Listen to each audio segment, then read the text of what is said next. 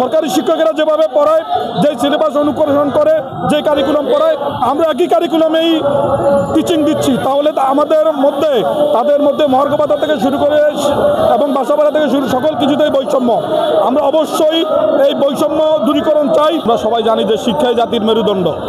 তাহলে শিক্ষার মেরুদণ্ড কি? শিক্ষার মেরুদণ্ড হচ্ছে শিক্ষকেরা। আপনি যদি শিক্ষার যে মেরুদণ্ড, এই মেরুদণ্ডকেই শক্ত না করেন, যদি মেরুদণ্ড স্ট্রং না করেন, তাহলে তো আপনার যে মেরুদণ্ড, শিক্ষা জাতির মেরুদণ্ড, শিক্ষা তো জাতি প্রপার যে শিক্ষাটা সেটা পাবে না।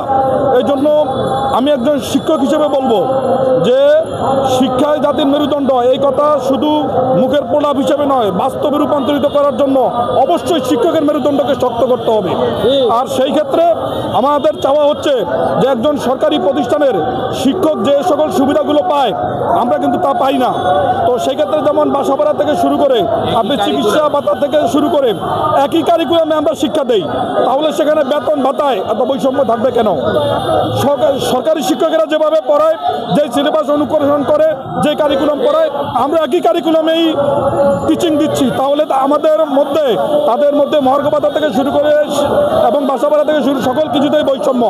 আমরা অবশ্যই এই বৈষম্য দূরীকরণ চাই এবং ৭১-এর সেই চেতনাকে ধারণ করে এবং ২৪শে জুলাইয়ের গণঅভ্যুত্থানের চেতনাকে ধারণ করে এই সরকার অবশ্যই আমাদের এই এমপিওভুক্ত শিক্ষকদেরকে দাবিকে মেনে নিবে এবং আমাদেরকে অবশ্যই জাতীয়করণ করবে। আমরা জাতীয়করণের ঘোষণা ছাড়া রাজপথ থেকে আমরা ফিরব না ইনশাআল্লাহ।